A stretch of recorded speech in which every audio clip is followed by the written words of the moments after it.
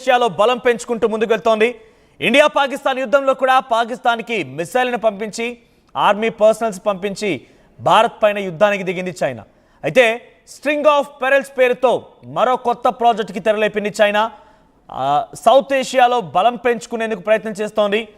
Indian ఓషన్లో Hindu మహాసముద్రంలో naval base commercial పోర్ట్లోనే నిర్మిస్తోంది. చైనాకి అటు పాకిస్తాన్ కూడా పెద్ద ఎత్తున రుణపడిపోవడంతో చైనాకు పాకిస్తాన్ చాలా పెద్ద ఎత్తున మార్టిగేజ్ చేసి తమ యొక్క ఆస్తులను మొత్తాన్ని చైనా దగ్గర కూడబెట్టేసుకొని యుద్ధ సామాగ్రిని కొనుగోలు చేసింది పాకిస్తాన్. ఈ నేపథ్యంలో చైనా దగ్గర ఉన్నటువంటి చాలా విలువైన ఆస్తుల్లో పాకిస్తాన్లో కొన్నటువంటి కొన్ని ఆస్తులు కూడా ఉన్నాయి. పాకిస్తాన్లో గ్వాదర్ పోర్ట్ నిర్మిస్తోంది చైనా. 99 ఏళ్ల లీజ్కి శ్రీలంకలోని హంబస్ టోటా పోర్ట్ని కూడా కైవసం చేసుకుంది. ఇక మరోవైపుగా ఇది అంతా కూడా ఇండియాకి పెద్ద సవాల్గా మారింది. ఒకవైపు చైనా పాకిస్తాన్లో అడుగు పెడుతోంది, శ్రీలంకలో అడుగు పెడుతోంది.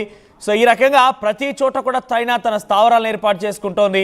ఆయా ప్రాంతాల్లో చైనా పెద్ద ఎత్తున అక్కడి దేశాలని అధిరోహించి అక్కడ ఉన్నటువంటి కొన్ని ఆ విలువైనటువంటి ఆస్తులను లీజ్కి తీసుకొని మరి అక్కడ ఏర్పాటు చేయడమా, లేకుంటే మార్టిగేజ్ చేసుకొని అక్కడ ఏర్పాటు చేయడమా, ఏదో రకమైనటువంటి ప్రయత్నాలతో సౌత్ ఏషియాలో చైనా తమ స్థావరాలను ఏర్పాటు చేసుకునేందుకు బలాన్ని పెంచుకునేందుకు ప్రయత్నం చేస్తోంది.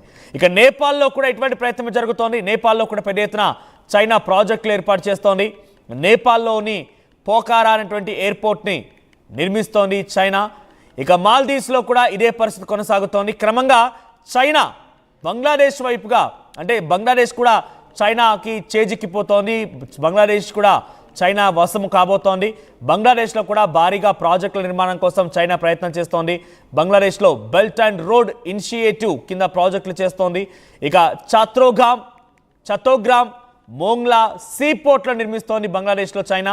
ఇక బంగ్లాదేశ్లో ఫస్ట్ సబ్మెరైన్ బేస్ని కూడా చైనా నిర్మించి తలబెట్టబోతోంది. బంగ్లాదేశ్, పాకిస్తాన్, ఆ తర్వాత శ్రీలంక, నేపాల్ 4 భారత్ చుట్టూ ఉండేటువంటి 4 ఫ్రంటియర్స్లో కూడా చైనా స్థావరాలను ఏర్పాటు చేసే ప్రయత్నం చేస్తుంది. అక్కడ మార్టిగేజ్ చేసుకోవడమా, లేదంటే లీజ్ తీసుకోవడం ఏర్పాట్లు చేయడమా, ఏదో రకమైన ప్రయత్నాలతో చైనా విస్తరిస్తూనే ఉంది. భారత్ని ఒంటరి చేసే ప్రయత్నంలో చైనా అక్కడక్కడ ఇటువంటి ఏర్పాట్లు చేస్తూనే ఉంది. మరి చైనాని భారత్ ఏ రకంగా దిల్పి కొడుతుందో చూడాల్సిన అవసరం అయితే ఉంది.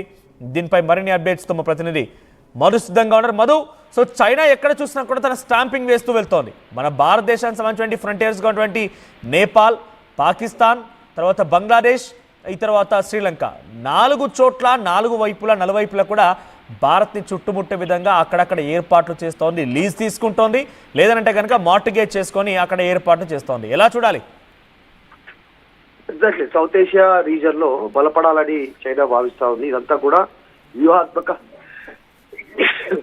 కూడా వ్యూహాత్మకమైనటువంటి నిర్ణయాలుగా కనిపిస్తా ఉన్నాయి. గతంలో కూడా చైనాలో దీనిపైన చర్చ జరిగింది. ఫ్యూచర్ లో ఒక దేశం మరొక దేశం పైన డైరెక్ట్ గా ప్రత్యక్షంగా దాడికి పాల్పడేటువంటి పరిస్థితులు ఫ్యూచర్ లో ఉండకపోవచ్చు.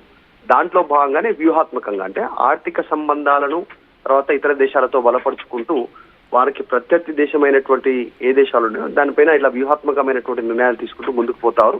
దాంట్లో భాగంగానే ఈ చైనా బలోపేతం చేసే దిశగా ముందుకు వెళ్తున్నట్టుగా తెలుస్తా ఉంది. చాలా స్పష్టంగా ఇది మనకు పక్కనే ఉన్నటువంటి పాకిస్తాన్ కానీ, చైనా కానీ, బంగ్లాదేశ్ కానీ, శ్రీలంక కానీ మనం చెప్పాము ఇంతకుముందుకి. ఇప్పుడు హిందూ మహాసముద్రంలో చైనా తీసుకుంటున్నటువంటి నిర్ణయాలు అత్యంత వ్యూహాత్మకంగా, చాలా కీలకంగా కూడా ఫ్యూచర్ లో మనకు కాస్త ప్రమాదకరంగా కూడా పరిగణించేటువంటి అవకాశం ఉంది. ఇప్పటికే సముద్ర జలాల్లో నెక్లెస్ రోడ్ అనేటువంటి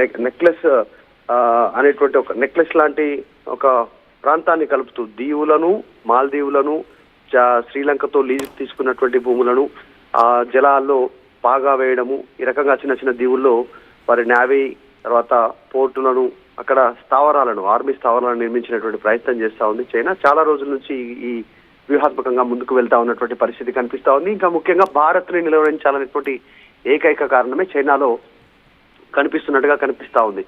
ఫ్యూచర్ లో చైనాకు అత్యంత పోటీదారుగా భారత్ ఉండే అవకాశం ఉంది. జనాభా పరంగా, ఉత్పత్తి పరంగా, మేధా సంపత్తి పరంగా కానీ ప్రపంచ దేశాలను ఒక తాటిపైకి తెచ్చేటువంటి విధంగా భారత్ ప్రయత్నిస్తుంది. కాబట్టి దీన్ని అడ్డుకునేటువంటి పోటీలో కూడా భారత్ తో మనం ఎట్టి పరిస్థితుల్లో పోల్చలేం. భారత్ ఏమో చాలా వ్యూహాత్మకంగా, డిప్లొమాటిక్ గా, దౌత్యపరమైనటువంటి సంబంధాలు కొనసాగిస్తూ ఆయా దేశాల్లో వెళ్తోంది, ఆయా దేశాల్లో ఉత్పత్తులను కొనసాగిస్తుంది, ట్రేడ్ను కొనసాగిస్తుంది. కానీ చైనా అటు పాకిస్తాన్ రెచ్చగొట్టి పాకిస్తాన్ విలువైనటువంటి ఆ విషయాలని చేజిక్కించుకుంది, మార్టిగేజ్ చేసుకుంది. నేపాల్లో ఆ రకంగానే చేసుకుంది. బంగ్లాదేశ్ కూడా ఏదో రకమైనటువంటి ఒక ఐడియాలజికల్గా సైకలాజికల్గా వార్ఫేర్ తెరలేపి బంగ్లాదేశ్ కూడా కైవసం చేసుకుంది. ఈ రకంగా ఎక్కడెక్కడైతే వాళ్ళ స్థితిగతులు బాగా లేకుండా ఉంటాయో అక్కడికి వెళ్ళిపోయి చైనా పాగా వేసే ప్రయత్నం చేస్తోంది. అంటే ఇది డిప్లొమాటిక్గా మనం చూడలేం. ఇది భారత్ని ఒంటరి చేసే ప్రక్రియ అనుకోవాలా, వాళ్ళు విస్తరించేటువంటి పనిలో వాళ్ళు జనరల్గా చేస్తున్న యాక్టివిటీ అనుకోవాలా? మొత్తం స్ట్రింగ్ ఆఫ్ పెరల్స్ అనేటువంటి అవుతుందో ఇందాక అదే డైమండ్ నెక్లెస్ అని, తర్వాత నెక్లెస్ సంబంధించినటువంటి వ్యూహం అని, స్ట్రింగ్ ఆఫ్ పెరల్స్, దీన్ని 3 పేర్లతో పిలుస్తారు. ఇదే అత్యంత కీలకం కాబోతా ఉంది. హిందూ మహాసముద్రంలో ఈ నావికా పరంగా అంటే నౌకా పరంగా చాలా పెద్ద ఎత్తున బలోపేతం చేయాలనేటువంటి ఆలోచన చేస్తున్నారు. అక్కడక్కడ వాళ్ళ ఆర్మీని డిప్లాయ్ చేసి బలోపేతం చేస్తూ ముందుకు వెళ్తా ఉన్నారు. ఫ్యూచర్ లో నౌకా పరంగా, నౌకాయాన పరంగా, సముద్ర మార్గాన మనకి ఏదైనా ట్రాన్స్పోర్ట్ రావాలన్నా, ఎగుమతులు రావాలన్నా, మనం ఏదైనా దిగుమతులు చేసుకోవాలన్నా వీళ్ళు నిలుపుదల చేయగలిగేటువంటి శక్తి ఉంటుంది. దాంతో పాటు దూరం పెంచే అవకాశం కూడా ఉంది. దాంతో మన పైన భారం పడే అవకాశం ఉంటుంది భారత్ పైన. ఇలా చాలా వ్యూహాత్మకంగా ముందుకు వెళ్తా ఉన్నారు. దీంట్లో భాగంగానే పాకిస్తాన్ లో, శ్రీలంకలో, తర్వాత బంగ్లాదేశ్ లో, నేపాల్లో, ఈ దేశాల్లో డబ్బులు వెదజల్లుతూ ఆయా ప్రాంతాల్లో భూములు లీజుకు తీసుకుంటున్నారు. మనం చెప్పాం గతంలో కూడా, శ్రీలంకలో ఈ యొక్క పోర్టును వాళ్ళు లీజుకు తీసుకుంటున్న సందర్భం మొత్తం 99 సంవత్సరాలు. ఇది అత్యంత కీలకం. శ్రీలంక పక్కనే ఉంటుంది, మనకు సముద్రంలో ఉంటుంది. ముఖ్యంగా ఆ ప్రాంతాన్ని లీజుకు తీసుకోవడం వెనుక చైనాకు ఒక రకమైనటువంటి వ్యాపార బుద్ధితో పాటు కుట్ర బుద్ధి కూడా. అసలు చైనా ఎటువైపు ఉంటుంది, శ్రీలంక ఎటువైపు ఉంటుంది, మొత్తం భారత్ కింది స్థానంలో, భారత్ కింద ఉంటుంది చైనా. అయినా కూడా ఈ ప్రాంతంలో లీజుకు తీసుకోవడం, వారికి ఆర్థికంగా సాయం చేయడం కదా వేరే కుట్ర ఉంది. ఆర్థికంగా భారత్ ను నిర్వీర్యపరిచేలా, రేపు ఫ్యూచర్ లో రవాణా పరంగా ఇబ్బంది పెట్టేలాంటి కార్యక్రమాలను చేసే అవకాశం ఉంటుంది ఫ్యూచర్ లో. అందులో భాగంగానే ప్రస్తుతం మొత్తం ఈ స్ట్రింగ్ ఆఫ్ పెరల్స్ పేరిట మొత్తం చిన్న దీవులను లీజుకు తీసుకోవడము, సంవత్సరాల పాటుగా ఆర్థికంగా ఆ దేశాలకు సహాయం చేయడం, అక్కడ వారిని ఆర్మీని డిప్లాయ్ చేయడము, అక్కడ నావికా సిబ్బందిని ఏర్పాటు చేయడం. భారత్ ని ఒంటరి చేసే క్రమంలో తనతో పాటుగా సరిసమానంగా పోటీ పడుతోంది. అవసరమైతే అధిగమించే అవకాశం కూడా ఉంది. కాబట్టి భారత్ ని ఢీకొట్టే ప్రయత్నంలో భాగంగానే ఈ చుట్టూ ఉన్నటువంటి 4 దేశాలని, భారత్ ని చుట్టుముట్టేటువంటి 4 దేశాలని ఆక్రమించే పనిలో అక్కడ కొన్ని ఏర్పాట్లు చేస్తోందా, లేదంటే కేవలం విస్తరించడం కోసమే చైనా వెళ్తోంది అనుకోవాలి? అంటే ఇది ఇండియా టార్గెట్ గానే జరుగుతోందా? అంటే ఆల్రెడీ చైనా ప్రపంచానికి పెద్ద ఎత్తున ఎక్స్పోర్ట్ చేస్తా ఉంది. నిజంగా ఈ ప్రస్తుతం జరుగుతున్న పరిణామాలు ఇండియాను నిలువరించే ప్రయత్నంలో బాగానే జరుగుతా ఉన్నాయి, దాంట్లో ఎలాంటి డౌట్ లేదు.